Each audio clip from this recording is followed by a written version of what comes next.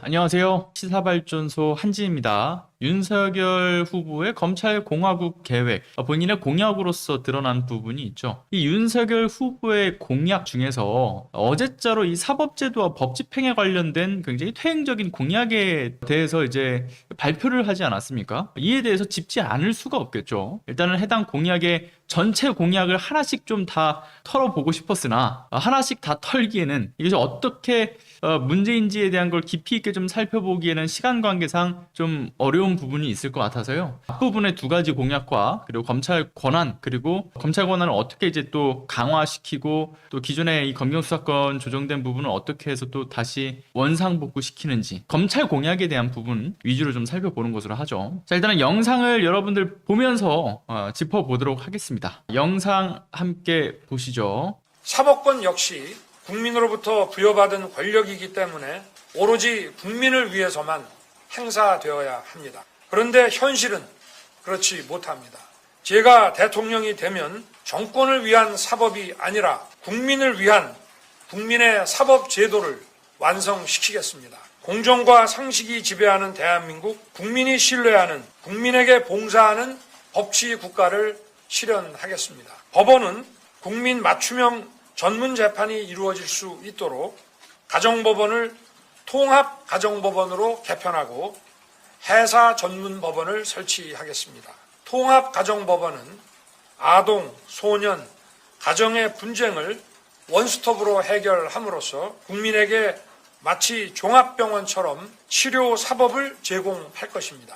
방금 보신 내용부터 하나씩 좀 짚어보죠. 가족법과 관련해서 치료사법이라고 얘기를 하고 있죠. 국민에게 마치 종합병원처럼 치료사법을 제공할 것입니다. 자, 중요한 것은 이 가족법과 관련해서 치료사법이라고 하는 것은 아동과 가족 또는 그 개인과 관련돼서 당사자들의 삶에 있어가지고 긍정적인 어떤 영향을 줄 수 있는 어떤 결과를 달성할 것을 목적에 두고, 그러니까 긍정적인 결과를 달성하는 것에 초점을 둔다라는 것으로 보시면 될 것 같습니다. 특히 통합가정법원이라고 하는 것은 하나의 문제로 보는 게 아니에요. 좀 더 포괄적인 의미에서 문제를 해결할 수 있도록 그 역할을 더 키우는 거라고 보시면 되는 건데, 아동, 가정 이런 것을 다 이제 통합해서 하나로 해서 그것을 연계해서 한마디로 치료사법으로 이어질 수 있게끔 하는 것이죠. 다만 우리나라 이제 가정법원에서 이 개념이 낯선 개념은 결코 아닙니다. 그러니까 이미 이 기능이 끊임없이 계속해서 확대해 오고 있었어요. 그러니까 기능을 확대해 오고 있었다는 점에 있어서 윤석열 후보의 이 해당 정책이 신선한 정책이다라고 말할 수는 없는 부분이기도 하죠. 이미 있는 것이다 라기보다는요, 실현되어 가고 있는 것에 숟가락을 좀 얹었다, 이 정도로 좀 평가를 할 수 있는 공약이라고 봅니다. 다음 내용도 이어서 좀 보도록 하죠. 해사 전문 법원은 해사 분쟁을 전문적으로 해결함으로써 국민에게 세계 최고의 기업처럼 재판 서비스를 전문적으로 제공할 것입니다.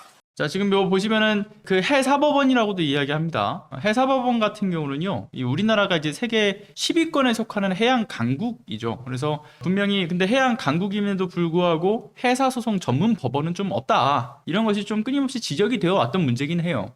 전문성과 신속성을 위해서 좀 새로이 신설하자, 이런 이야기를 윤석열 후보가 이야기를 하는 건데, 아무래도 현재 우리나라에서 해사 사건이 일어나게 되면 국내 선사의 경우에는 외국에서 소송을 진행하는 경우가 있다고 하더라고요. 그래서 국내에서 진행하지 못하는 어려움 때문에 금전적인 부분도 그렇고 절차적인 부분도 있고 시간적인 부분도 있고 상당한 어려움을 겪고 있다 보니까 이 윤석열 후보의 이 정책은 사실 여야를 막론하고 이 해사 전문 법원에 대한 필요성은 이야기를 해왔던 부분이고요. 그리고 특히나 지난 2월이었습니다. 2월 이수진 더불어민주당 의원의 경우에는요, 이걸 구체화시켜가지고 이미 법안을 냈어요. 그러니까 해사법원, 그러니까 해사 사건 플러스에서 그 국제 무역 분쟁 사건에 대해서 전담할 수 있는 해사 국제 상사 법원을 신설하자 해서 관련된 법안을 7건이나 대표 발의를 이미 했습니다. 그러니까 이것도 이미 진행 중인 대표 발의 안건을 잘 추진하도록 해주면 되는 부분이기 때문에 이건 이미 윤석열 후보가 이것도 역시나 그냥 숟가락을 얹었다, 이렇게 봐도 무방한 공약이다 라고 보시면 될 것 같고요. 다음 내용 보도록 하죠. 다음 보겠습니다. 법무검찰은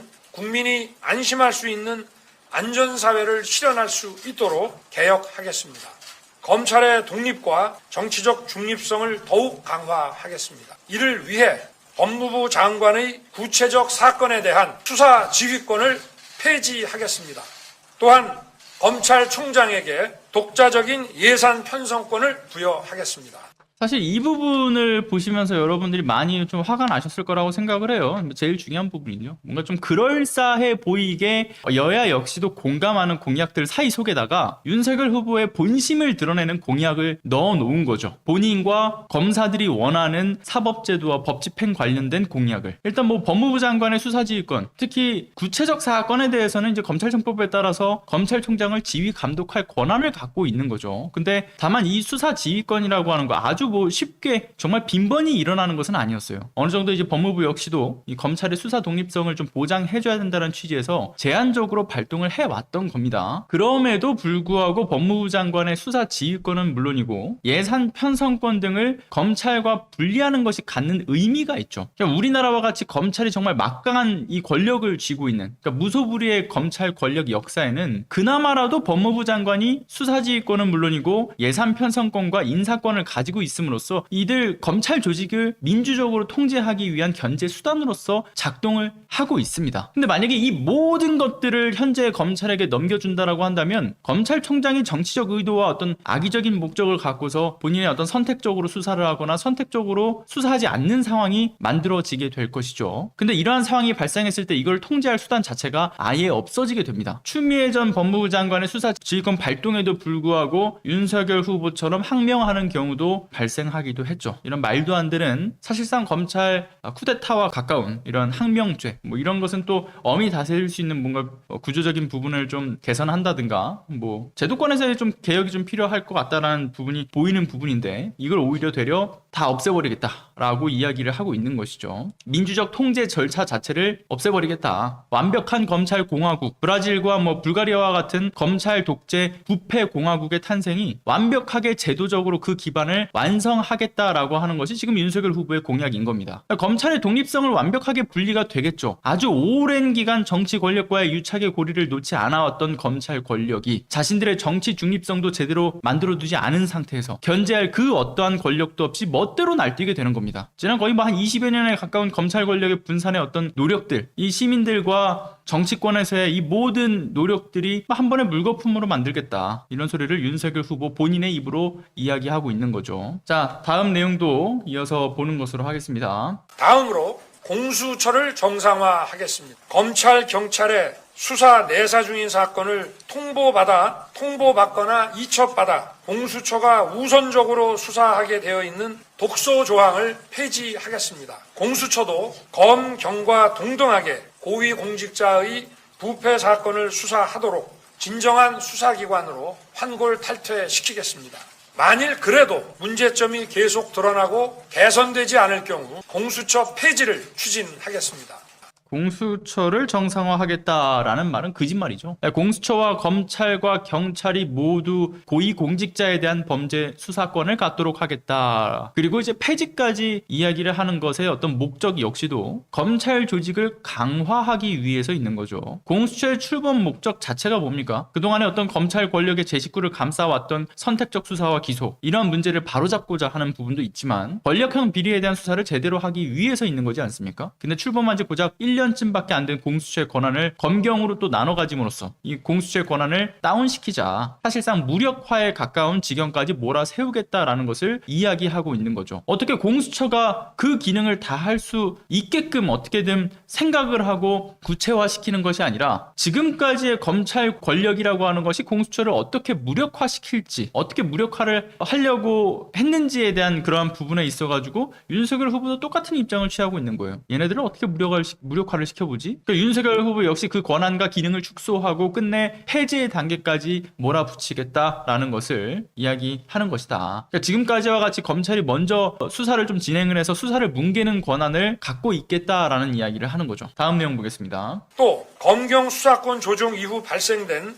검찰과 경찰의 핑퐁식 사건 미루기로 인해 수사 지연과 부실 수사에 대한 국민적 불만 역시 해소시키겠습니다. 책임 수사 체제를 확립하여 국민이 신속한 수사를 받을 수 있도록 하고 범죄 혐의가 있는 사건은 반드시 수사되도록 하겠습니다. 뭐 말만 이렇게 뒤에 그 앞에 뒤에 포장하는 언어가 있어요. 어떻게든 수사되도록 하겠다. 뭐 또는 앞서 보신 것처럼 정상화하겠다. 이런 얘기를 하는데 중요한 맥락은 그 중심에서 이 본인의 본심이 쏟아져 나오죠. 뭐 어쨌든 이것도 이게 제가 알기로는 한 2시간쯤 안 돼가지고 내용을 삭제를 하고 언론에다가 다시 배포하면서 빠진 내용도 있는 것으로 알고 있어요. 그러니까 그 내용을 제가 그때 봤을 때는 그러니까 책임 수사 체제를 말하면서 추가되어 있던 발언의 그 워딩을 종합을 하면요. 경찰 고소 사건은 경찰이 해라. 검찰 고소 사건에 대해서는 검찰이 각각 알아서 처리할 수 있도록 제도화를 하겠다라는 그러한 내용이 포함이 되어 있었어요. 그리고 나머지 이제 해당 발언에는 다 나와 있지는 않지만 보안 수사에 대한 이야기도 윤석열 후보의 공약에 포함이 되어 있고요. 경찰이 사건 송치 전에는 자율적으로 수사하지만 송치 이후에는 검찰이 직접 보안 수사를 할 수 있도록 해야 한다. 불송치 사건의 경우에는 검찰이 3차례까지 송치 요구를 할 수 있도록 해야 한다. 즉 이것도 검찰이 직접 수사권을 더 강화하고 검찰 본인들의 입맛대로 수사를 선택하겠다. 이런 이야기를 하는 거죠. 자, 윤석열 후보가 자신의 공약을 통해서 법치주의와 민주주의를 퇴행시키고 짓밟는 검찰공화국의 완성을 목적으로 한다는 의지를 표명한 것이나 다름이 없다. 그렇게 보여지는 내용들이죠. 자, 다음 이어서 이 공약의 마지막 멘트를 좀 보실 건데요.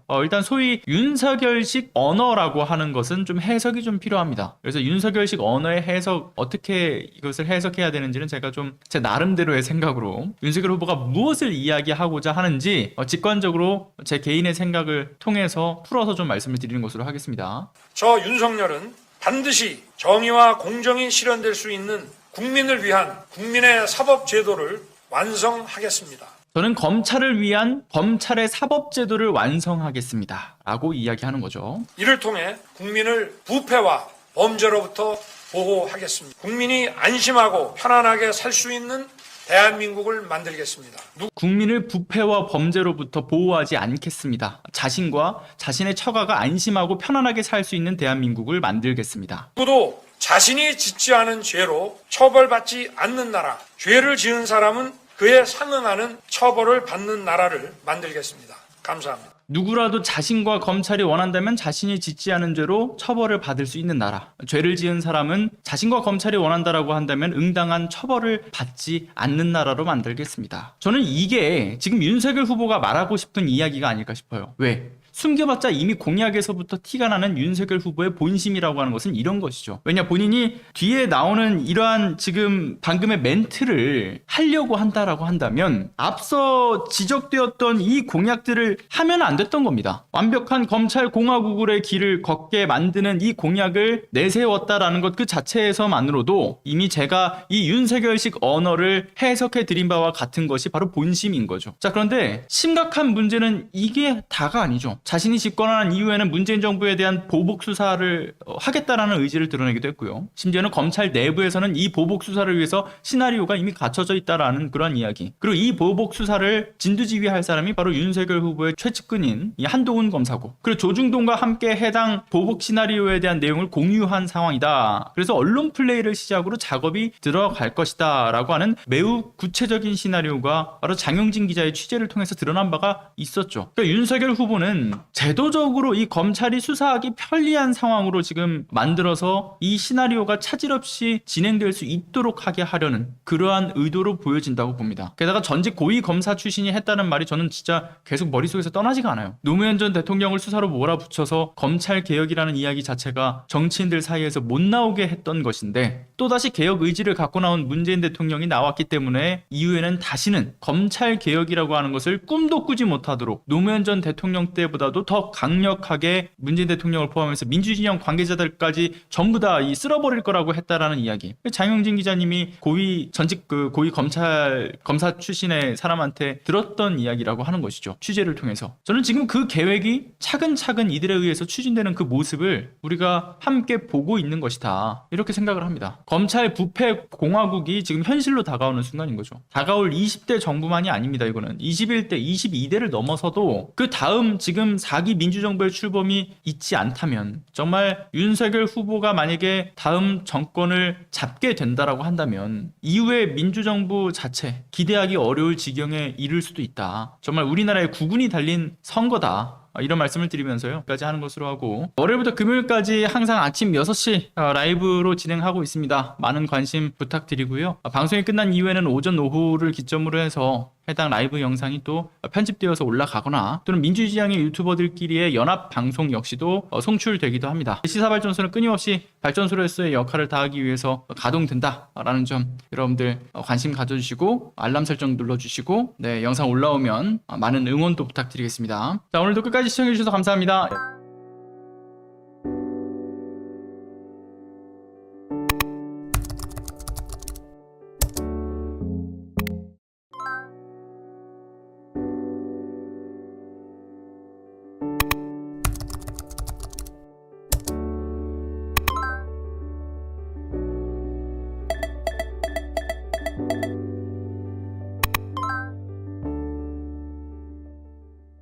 안녕하세요. 시사발전소 소장 한지입니다. 시사발전소는 진실을 찾는 민주언론으로서의 역할을 다하기 위해서 다양한 방법으로 활동을 이어나가고 있습니다.